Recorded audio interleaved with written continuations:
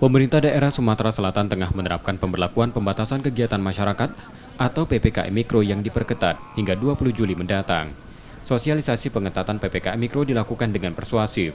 Gubernur Sumatera Selatan bersama Forkopimda melakukan kampanye dan sosialisasi protokol kesehatan dengan memasang stiker di kendaraan di Terminal Alang-Alang Lebar Palembang.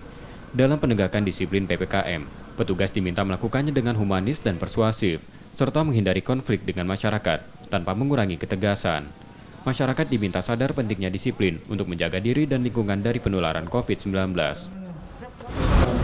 Pendekatan-pendekatan secara humanis seperti ini bukan berarti menghilangkan ketegasan-ketegasan petugas di lapangan, tapi sekali lagi ketegasan yang humanis, mengedepankan tindakan-tindakan persuasif agar tidak terjadi konflik di lapangan, bahwa sebenarnya adalah tujuan masyarakat, tujuan pemerintah terhadap masyarakat untuk disiplin ini juga kepentingannya untuk masyarakat itu sendiri.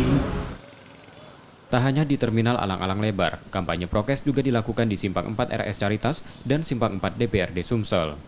Sosialisasi juga dilakukan lewat baliho dan spanduk, meski sederhana namun mengedukasi masyarakat.